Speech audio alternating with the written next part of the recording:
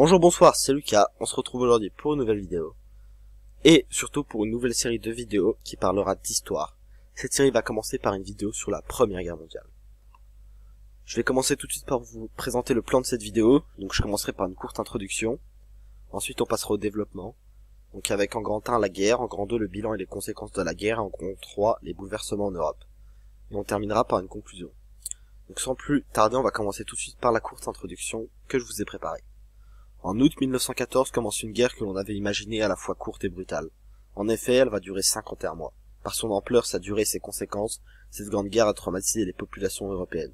En quelques semaines, le monde bascule dans la guerre et les bouleversements en Europe sont importants comme en Russie. Donc voilà, maintenant on va passer tout de suite au développement avec le grand 1. Et on va commencer par le petit 1, le rappel des causes de cette guerre. En 1914, les grandes puissances appartiennent à des systèmes d'alliances antagonistes et les relations internationales sont tendues avec l'émergence de crises un peu partout. Et après l'attentat de Sarajevo le 28 juin 1914, l'Autriche-Hongrie lance un ultimatum à la Serbie. Donc pour ceux qui ne sauraient pas ce que c'est, donc l'attentat de Sarajevo, c'est l'assassinat perpétué le dimanche 28 juin 1914 de l'archiduc François Ferdinand, héritier de l'Empire austro-hongrois. Donc on peut voir une illustration à droite de cet attentat, donc, qui est tirée de la 4e de couverture du petit journal du 12 juillet 1914. Le refus des conditions sert de prétexte pour déclarer la guerre à la Serbie le 28 juillet. En une semaine, toute l'Europe entre en guerre par le jeu des alliances. Donc on va passer tout de suite au petit 2, donc le déroulement de la guerre. Donc tout d'abord, il y a l'échec de la guerre de mouvement en 1914. Les plans d'offensive rapide comme le plan allemand Sheffield à l'ouest butent sur une résistance plus vive que prévu, et ainsi l'invasion allemande est stoppée du 6 au 13 septembre 1914 avec la bataille de la Marne, menée par le général Joffre.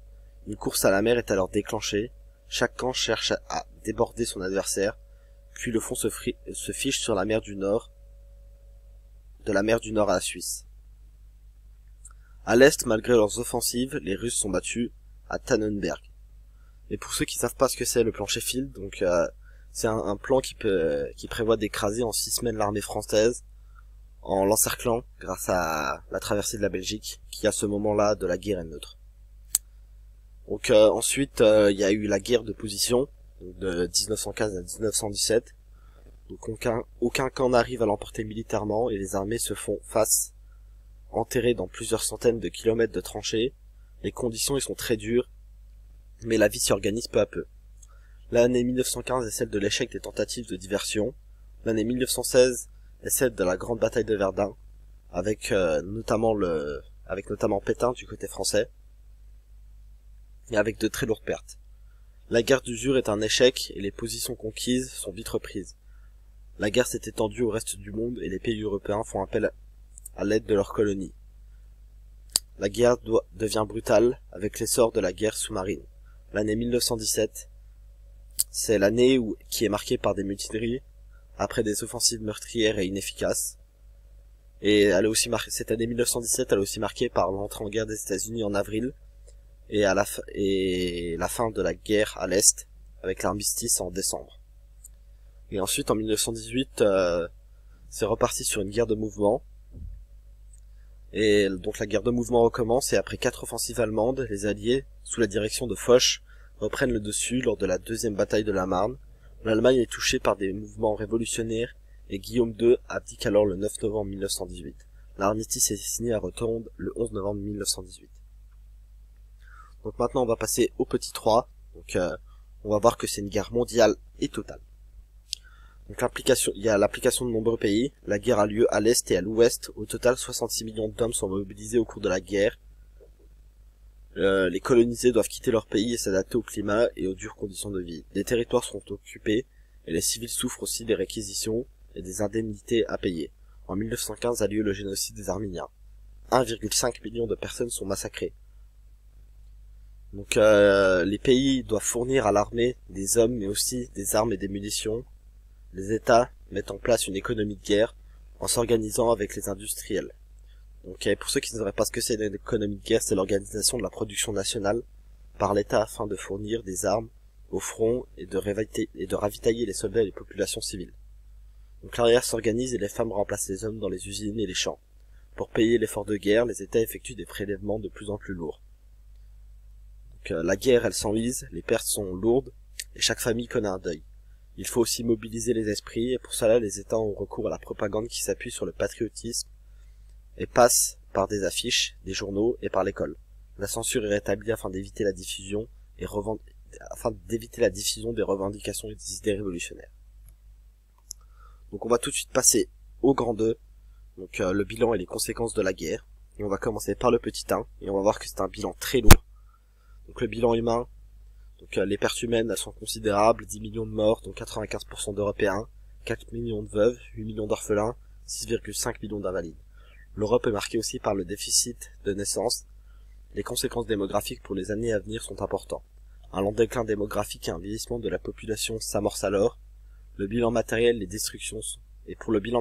destructions sont concentrées dans les zones où s'est déroulé les combats.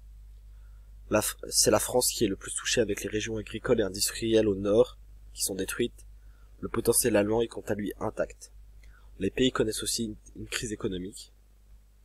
Les États doivent rembourser leurs dettes, indemniser les victimes et reconstruire le pays.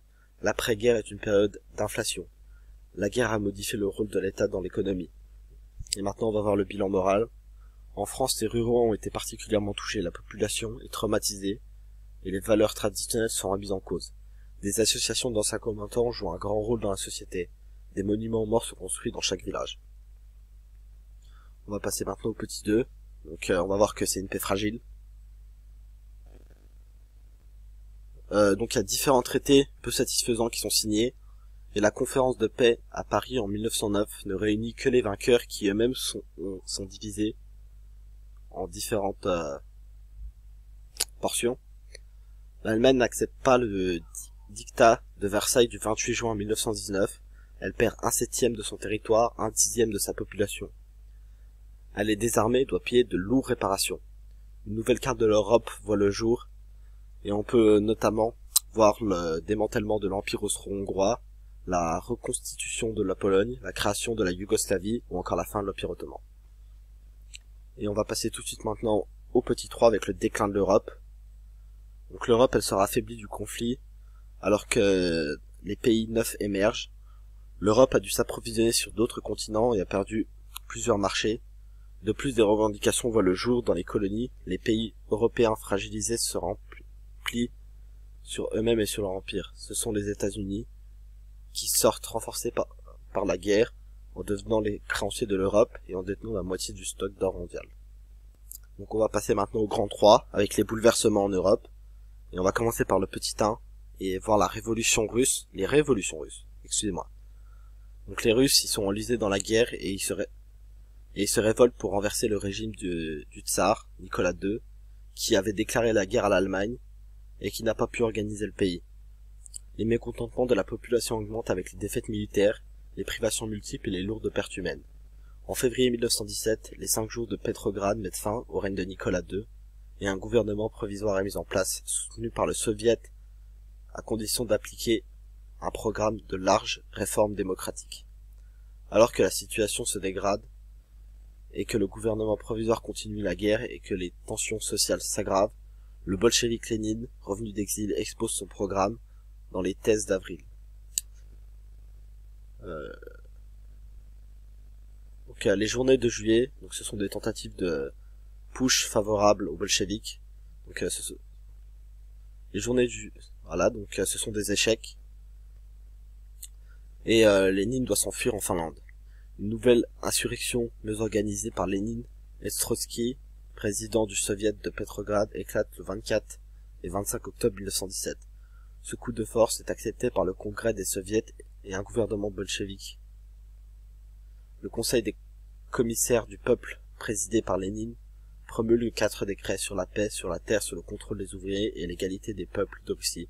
Après avoir négocié la paix avec les Allemands, les bolcheviks doivent faire face à une guerre civile dans l'ensemble du pays. Ils prennent alors des mesures radicales, dissolution de l'Assemblée, interdiction des journaux d'opposition par exemple, et instaurent la répression avec la Tchéka. Ils envoient l'armée rouge organisée par Trotsky face aux armées blanches contre-révolutionnaires et repoussent intervention étrangère. Pour assurer sa sécurité, le régime bolchevique met en place le communisme de guerre, nationalisation des entreprises, réquisition des produits agricoles. En 1922, c'est la naissance de l'URSS, l'Union des républiques socialistes soviétiques. L'URSS est épuisée du point de vue démographique et économique. Les bolcheviks, face à la situation catastrophique, sont contraints d'adapter des mesures plus libérales et instaurent une parenthèse dans les principes marxistes en instaurant la NEP, nouvelle politique économique, retour à un capitalisme limité pour un temps limité. Lénine étant malade, un nouvel homme fort émerge. Staline est nommé secrétaire général du comité central en avril 1922. Il regroupe très vite l'ensemble des pouvoirs et peut s'imposer face à Trotsky à la mort de Lénine en 1924. Et pour le petit 2, on va voir que les révolutions russes se sont exportées. Donc avec l'exemple de l'Allemagne. Donc en Allemagne, la révolution spartakiste est écrasée et les meneurs Karl Liebknecht et Rosa Luxemburg sont exécutés en avril 1919. Donc on peut voir la photo de Rosa et de Karl en bas. Et aussi en Hongrie par exemple, où le mouvement de Béla Kun est aussi écrasé. Donc voilà, donc on va passer à la conclusion. Donc en conclusion, la DDR qui a profondément marqué l'Europe, les pays en sortent affaiblis et l'équilibre politique n'est plus assuré, malgré la signature de traités de paix. Le pouvoir économique a changé de main en faveur des États-Unis qui deviennent au centre financier, concurrent de l'Angleterre. Au lendemain de la guerre, les pays européens doivent faire face aux difficultés économiques et aux revendications nationales et communistes.